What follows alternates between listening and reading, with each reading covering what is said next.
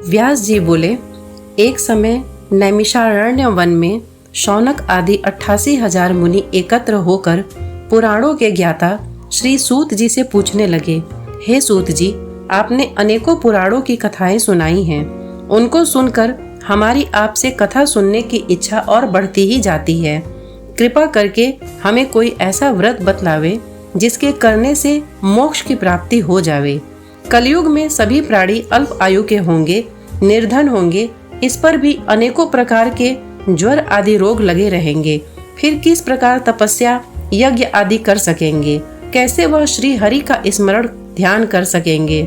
इसलिए हे सूत जी, आप कोई मोक्ष कर देने वाला, रोग नाशक, सर्व प्रकार सिद्धि प्रद, रोग मुक्तिदायक ऐसा व्रत बतलावे जिसके करने से लोक में सर्व प्रकार का सुख व मोक्ष की प्राप्ति हो सके। सूत जी बोले, मुनीश्वरों, आपने संसार के कल्याण निमित्त बहुत सुंदर बात पूछी है। रोग मुक्तिदायक, मोक्ष को देने वाला उत्तम व्रत तुमसे कहता हूँ, ध्यान देकर सुनो। इस प्रकार का व्रत बताने व कहने में मैं असमर्थ हूँ, क्योंकि यह विषय अथाह है। जिस प्रकार आपने मुझसे पूछा है, उसी प्रकार भगवान श्री कृष्ण से कुंती ने पूछा था। उसी संवाद का अब तुमसे कहता हूँ, शांत होकर सुनो। एक समय भगवान योगेश्वर कृष्ण कुंती के आश्रम पर पहुँचे। कुंती देवी ने बड़े ही प्रेम से श्री कृष्ण भगवान का आदर किया और सुंदर आसन पर बैठाया। श्री कृष्ण ने कुंती से कुशल मंगल का समाचार पूछा। कुंती ने उत्तर दिया, प्रभु, जिन पर आपकी कृपा दृष्टि है उनका स्वप्न में भी अमंगल नहीं हो सकता। प्रभु, सुख और दुख को देने वाले आप ही हैं, फिर हमें क्या दुख है, इसका भान भी नहीं होता है। हे अमंगलहारी, आपका नाम ही सभी अमंगलों के विनाश की अनुपम औषधि है। इस पर आपने दर्शन दिए, फिर प्रभु कष्ट कहाँ है, दुख कहाँ है? परंतु आपकी आज्ञा है तो प्रभु कोई ऐसा व्रत बतावे जिसके करने से रोग की मुक्ति हो और मोक्ष की प्राप्ति हो, क्योंकि सभी प्रकार योगी मुनि तपस्वी मोक्ष की इच्छा करते हैं। अतः प्रभु मोक्ष को देने वाला कोई व्रत कहिए। भगवान श्री कृष्ण बोले, हे देवी, यह आपने बहुत ही सुंदर प्रश्न किया है, परंतु मैं इसका ठीक प्रकार से उत्तर देने में असमर्थ हूँ। एक समय देवी पार्वती जी ने भगवान शंकर से यह प्रश्न किया था। उसी कथा को मैं आपके सामने कहता हूँ, तुम ध्यान से सुनो। श्री कृष्ण बोले, हे देवी, एक समय कैलाश पर्वत पर देवी पार्वती के साथ भगवान भोलेनाथ शंकर बैठे हुए थे। उनके पास नंदी आदि गढ़ थे। उस समय देवी पार्वती जी ने शंकर जी से पूछा, हे प्रभु, हे त्रिपुरासुर का वध करने वाले, आपकी महिमा तीनों लोकों में विख्यात है।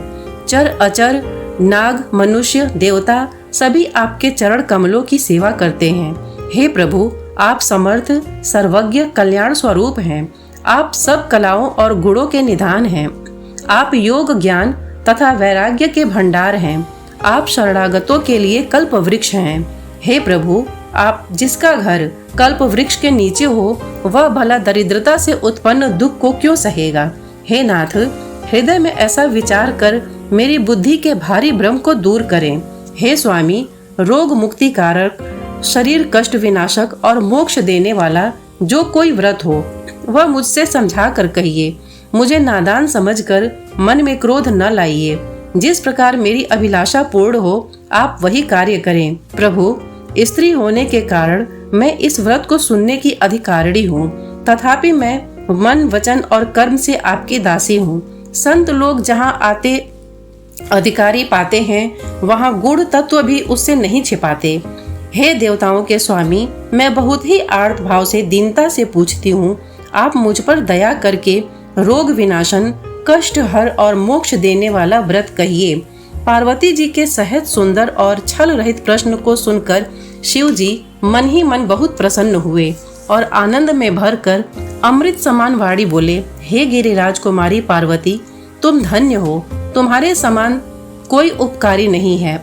तुमने संसार के लिए बहुत ही सुंदर प्रश्न पूछा है। इस प्रसंग के सुनने से सबका कल्याण होगा, क्योंकि जिन्होंने अपने कानों से भगवान की कथा नहीं सुनी, उनके कानों के छिद्र सांप के बिल के समान हैं। जिन्होंने अपने नेत्रों से भगवान के दर्शन नहीं किए, उनके नेत्र मोर के पंखों के पर दिखाने वाले नकली आंखों के समान है। जिन प्राणियों ने भगवान की भक्ति को अपने हृदय में स्थान नहीं दिया, वे प्राणी जीते हुए भी मुर्दे के समान हैं। जो जीभ श्री हरि के गुणों का गान नहीं करती है, वह मेढक की जीभ के समान है। पार्वती, पुण्य भूमि भारतवर्ष में ऋषि पत्नियों का समूह यमुना किनारे एक उत्तम व्रत करने के लिए आया हुआ है। तुम उस व्रत को जाकर देख लो। वह रोग हर, शरीर कष्ट विनाशक और मोक्ष को देने वाला व्रत है। शिव शंकर की आज्ञा पाकर देवी कैलाश से भारतवर्ष के लिए चली। मार्ग में कुसुमवती नामक स्त्री मिली। उसके कोई संतान नहीं थी। वह बहुत दीन थी। उसके पति ने उसे त्याग दिया था और वह अनेकों प्रकार से रुदन कर रही थी। पार्वती जी ने उसको दुखी देखा तो उससे पूछा, भद्रे, तुम क्यों दुखी हो? कुसुमवती ने बताया कि हे देवी, मेरे कोई संतान नहीं है। मेरे पति ने मुझे त्याग दिया है। इस कारण मैं वन में दुखी होकर रहती हूँ। पार्वती जी उससे बोली, बहन, मेरे साथ चल। हम दोनों एक पवित्र व्रत करेंगी जिसके करने से तेरा पति तुझे प्राप्त हो जाएगा, क्योंकि वह व्रत मोक्ष तक देने वाला है। पति सुख उससे बहुत ही कम है। देवी पार्वती जी की बात मानकर कुसुमवती उनके साथ हो ली। कुछ ही दूर पार्वती जी व कुसुमवती चली कि उन्हें एक और स्त्री रोती हुई मिली। उसको देखकर पार्वती जी ने पूछा, भद्रे, आपका क्या नाम है और इस प्रकार से दुखी होने का क्या कारण है? उस स्त्री ने कहा कि मेरा नाम गंगा है। मेरे पुत्र नहीं होता है, इसलिए मेरा पति मुझे त्यागना चाहता है और पुत्र पैदा करना मेरे हाथ की बात नहीं है। जब मेरे पुत्र नहीं होगा तो मेरे पति मुझे त्याग देंगे। उस समय कितना दुख मिलेगा, कहाँ रहूंगी, मुझे कौन सहारा देगा और क्या क्या कष्ट उठाने होंगे। उन्हें ध्यान करके मैं दुखी हो रही हूँ। मुझे कोई ऐसा उपाय नहीं आता जिससे मैं पति के विछोह के दुख से दुखी न होऊं। पार्वती ने कहा, हे गंगा, तुम्हारा पति विछोह नहीं होगा और पुत्र की प्राप्ति भी होगी। पार्वती जी कुसुमवती व गंगा को साथ लेकर रविवार की पूर्वाह्न के समय यमुना किनारे पहुंची। वहां उन्होंने मुनि पत्नियों को व्रत करते देखा। पार्वती जी ने पूछा, देवियों, आप यह क्या कर रही हैं? यह किस देवता का व्रत है? इसके करने से क्या फल प्राप्त होता है तथा यह व्रत कैसे किया जाता है?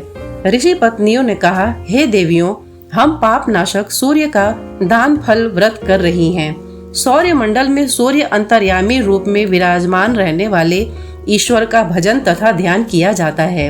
यह व्रत दुर्लभ मोक्ष को देने वाला है। धन, पुत्र आदि की तो गिनती ही क्या है। जो स्त्री और पुरुष जिस कामना की इच्छा करके व्रत करते हैं वह अवश्य ही पूर्ण होता है। इससे निर्धन को धन, दुखी को सुख, पुत्रहीन को पुत्र, रोगी रोग मुक्त होकर अंत में मुनिजनों को दुर्लभ मोक्ष की प्राप्ति होती है। यह व्रत आश्विन मास के शुक्ल पक्ष के अंतिम रविवार से प्रारंभ होता है। तेल, आंवला, नमक, अनार, छार को छोड़कर एक समय भोजन किया जाता है। 5 साल व्रत करके इस व्रत का उद्यापन किया जाता है। इन 5 सालों में प्रत्येक साल एक एक धान्य सूर्य को समर्पित कर दिया जाता है। जिस धान्य को समर्पित कर देते हैं उसको उस वर्ष खाया नहीं जाता है। पहले वर्ष जौ, दूसरे वर्ष गेहूं, तीसरे वर्ष चना, चौथे वर्ष तिल और 5वें वर्ष में उड़द दान में दिए जाते हैं। अपने सामर्थ्य और शक्ति के अनुसार इनका दान दिया जाता है और 12 ब्राह्मणों को भोजन कराया जाता है। इस व्रत का उद्यापन माघ मास के शुक्ल पक्ष की सप्तमी को किया जाता है। अगर उस दिन रविवार हो तो बहुत ही श्रेष्ठ रहता है। 12 ब्राह्मणों को भोजन करा, वस्त्र, दक्षिणा आदि दान दे, पूजा करें। इस व्रत के प्रभाव से शरीर के रोग की समाप्ति, यश, समृद्धि, बुद्धि और स्त्री पुत्र आदि का सुख प्राप्त होता है। अंत में मोक्ष की प्राप्ति होती है। इस प्रकार पार्वती, कुसुमवती और गंगा ने व्रत का विधान व फल सुना तथा सभी स्त्रियों के साथ व्रत किया। इस व्रत के प्रभाव से कुसुमवती को अपने पति का प्रेम प्राप्त हो गया। गंगा को इस व्रत के प्रभाव से समय पाकर उत्तम पुत्र की प्राप्ति हुई। पार्वती जी ने इस व्रत को करके मधु फल की प्राप्ति की और कैलाश के लिए चल दी। पार्वती जी अपने हाथ में मधु फल लिए कैलाश को जा रही थीं कि उन्होंने मार्ग में एक श्रेष्ठ ब्राह्मण देखा। वह ब्राह्मण बहुत ही निर्धन था, पार्वती जी ने दया कर वह फल उस ब्राह्मण को दे दिया और स्वयं कैलाश के लिए चल दी और भगवान शंकर को नमस्कार कर बैठ गई। ब्राह्मण फल सहित घर लौटा तो बड़े ही विस्मय में पड़ गया, क्योंकि उसका घर धन धान्य से पूर्ण हो गया था और बहुत सी गौवें द्वार पर खड़ी थीं। ब्राह्मण ने अपनी स्त्री से पूछा, यह सब किस चीज का प्रभाव है? ब्रह्माणी ने हाथ में फल देखकर कहा, यह तो मधु फल है जो तुम हाथ में लिए हुए हो। यह मधु फल तुम्हें कहाँ से प्राप्त हुआ? यह सब इस फल का प्रताप है। ब्राह्मण ने सभी कथा ब्राह्मणी को कह सुनाई। उस फल के प्रताप से ब्राह्मण के सभी दुख दूर हो गए और वह रविवार का व्रत करने लगा। भगवान सूर्य की कृपा से इस लोक में नाना प्रकार के सुखों को भोग कर अंत में दुर्लभ मोक्ष को प्राप्त हुआ।